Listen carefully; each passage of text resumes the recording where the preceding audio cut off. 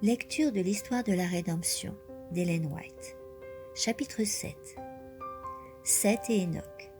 Ce chapitre est basé sur Genèse 4, 25 à 26, 5, 3, 8, 18, 24, Jude 1, 14 à 15. Seth était un homme respectable qui devait succéder à Abel dans la voie du bien. Cependant, c'était un fils d'Adam, tout comme le méchant Caïn. Il avait donc hérité de son père une nature qui n'était pas meilleure que celle de Caïn. Seth était né dans le péché, mais avec l'aide de Dieu et grâce aux fidèles instructions qu'il avait reçues d'Adam, il honora Dieu en faisant sa volonté. Il se tint à l'écart des enfants corrompus de Caïn, et comme l'aurait fait Abel s'il avait survécu, Seth eut à cœur d'exhorter les pécheurs à respecter le Seigneur et à lui obéir. Enoch était un homme saint. Il servait Dieu avec sincérité de cœur. Constatant à quel point la famille humaine était dépravée, il renonça lui aussi à fréquenter les descendants de Caïn et leur reprocha leur perversité. Certes, il y avait sur la terre des humains qui connaissaient Dieu, qui le craignaient et l'adoraient. Mais le juste Enoch était tellement attristé par la méchanceté grandissante des impies qu'il s'abstenait de les fréquenter quotidiennement, craignant d'être influencé par leur infidélité, et que ses pensées ne soient détournées du Seigneur, et qu'il cesse de le vénérer, comme l'exige sa majesté souveraine. Son âme était choquée de voir que les impies foulaient aux pieds l'autorité du Très-Haut. Il décida donc de ne plus avoir de relation avec eux et de passer la plus grande partie de son temps dans la solitude afin de pouvoir méditer et prier. Il s'appuyait sur le Seigneur et priait pour connaître plus parfaitement sa volonté afin de pouvoir l'accomplir. Dieu entrait en communion avec Enoch par l'intermédiaire de ses anges et lui donnait ses instructions. L'Éternel lui dit qu'il ne supporterait pas toujours la rébellion des humains et qu'il envisageait de les détruire par un déluge qui inonderait le globe. Le jardin d'Éden, ravissant et immaculé, d'où nos premiers parents avaient été chassés, demeura intact jusqu'à ce que Dieu décida de détruire la terre par un déluge. Il avait planté ce jardin et l'avait béni d'une manière particulière, mais dans sa grande sagesse, il le retira de ce monde et l'y ramènera, plus magnifiquement encore que lorsqu'il l'en avait enlevé. Ainsi fut conservé un échantillon de son œuvre parfaite de création, exempte de la malédiction qu'il avait prononcée sur la terre.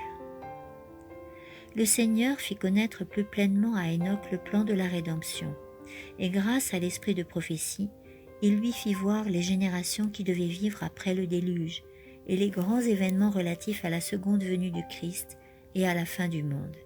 Jude 1, 14. Enoch était préoccupé par la mort. Il lui semblait que les justes comme les méchants retourneraient définitivement dans la poussière. Il pouvait difficilement concevoir que les justes puissent vivre au-delà de la tombe. Au cours d'une vision prophétique, il fut instruit au sujet du Fils de Dieu, qui devait mourir en sacrifice pour les humains, et il vit le retour de Jésus sur les nuits du ciel, escorté de l'armée des anges, ressuscitant les justes morts et les libérant de leurs tombeaux. Il vit aussi quel serait l'état de corruption qui régnerait dans le monde lors de la seconde apparition du Christ. Que les hommes de cette génération seraient arrogants, présomptueux et têtus, qu'ils se révolteraient contre la loi divine et renieraient le seul vrai Dieu et notre Seigneur Jésus-Christ, n'ayant que mépris pour son sang et son expiation. Il vit les justes couronnés de gloire et d'honneur, tandis que les méchants étaient éloignés de la présence de Dieu et consumés par le feu. Enoch transmit fidèlement au peuple tout ce que le Seigneur lui avait révélé par l'esprit de prophétie. Plusieurs crurent en ses paroles, et après s'être détournés de leurs iniquités, ils craignirent l'Éternel et l'adorèrent. La translation d'Enoch. À la vue de son aspect plein d'une dignité céleste, ses auditeurs étaient remplis de crainte.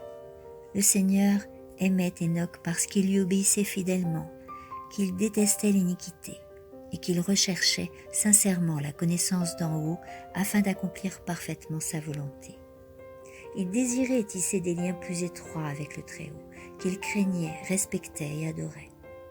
Dieu ne voulait pas que ce saint homme mourût comme les autres humains. Aussi envoya-t-il des anges pour qu'il fût enlevé au ciel sans passer par la mort. En présence des justes et des méchants, Hénoch fut donc enlevé du milieu d'eux. Croyant que le Seigneur l'avait laissé dans l'un de ses lieux de retraite, ceux qui l'aimaient allèrent à sa recherche. Mais après l'avoir vainement recherché, ils firent savoir qu'il n'était plus, car Dieu l'avait pris. Par la translation d'Hénoch, Dieu entendait donner un enseignement de la plus haute importance. Bien que descendant d'Adam, lequel avait péché, tous ceux qui acceptaient par la foi le sacrifice promis et obéissaient fidèlement à ses commandements seraient récompensés. Il est ici question de deux catégories de personnes qui devaient exister jusqu'à la seconde venue du Christ: les justes et les méchants, les rebelles et les fidèles. Dieu se souviendra des justes qui le craignent. Au nom de son Fils bien-aimé, il les honorera et leur accordera la vie éternelle. Mais les méchants, qui méprisent son autorité, seront détruits et retranchés de la terre. Il en sera d'eux comme s'ils n'avaient jamais existé. Puisqu'Adam avait perdu la condition de bonheur parfaite qu'il avait connue, et qu'il était tombé dans le péché et le malheur, les humains risquaient de se décourager et de dire « Il est inutile de servir Dieu. Nous avons obéi à ses ordres et nous avons participé à des cérémonies de deuil pour obtenir la faveur du Seigneur de l'univers, mais nous n'en avons tiré aucun profit. » Malachie 3, 14.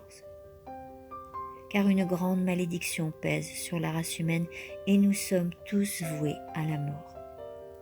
Mais les enseignements que le Seigneur donna à Adam, qui furent transmis par Seth et pleinement mis en lumière par Hénoch, dissipèrent les ténèbres et redonnèrent espoir aux hommes, car de même que la mort est venue par Adam, de même la vie et l'immortalité seraient obtenues par Jésus, le Rédempteur promis. Au temps d'Hénoch, on fit savoir aux fidèles découragés que bien que vivant dans un milieu corrompu qui affichait ouvertement sa rébellion contre le Créateur, ceux qui lui obéiraient et qui mettraient leur confiance dans le Sauveur promis, agissant avec droiture comme le saint homme Hénoch, seraient approuvés de Dieu et finalement élevés jusqu'à son trône céleste. En se séparant du monde et en passant la majeure partie de son temps dans la prière et la communion avec le Seigneur, Hénoch représentait le peuple de Dieu fidèle des derniers jours, qui se tiendra à l'écart du monde. L'iniquité des humains atteindra alors un degré effrayant. Ils se livreront à tous les penchants de leur cœur pervers et adopteront une philosophie trompeuse et hostile à l'autorité d'en haut. Les membres du peuple de Dieu renonceront aux coutumes impies de ceux qui les entourent et rechercheront la pureté des pensées et la conformité à sa sainte volonté, jusqu'à ce que son image se reflète en eux. Comme Hénoch, ils seront dans les conditions requises pour être transmués au ciel.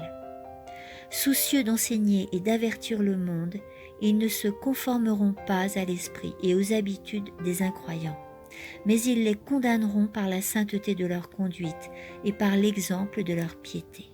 La translation d'Hénoch, qui précéda de peu la destruction de l'humanité par le déluge, préfigurait l'enlèvement de tous les justes vivants qui aura lieu avant la destruction de la terre par le feu. Alors, les saints seront glorifiés aux yeux de ceux qui les ont haïs à cause de leur obéissance fidèle aux saints commandements de Dieu. Suite de l'histoire de la rédemption au chapitre 8 dans le prochain audio.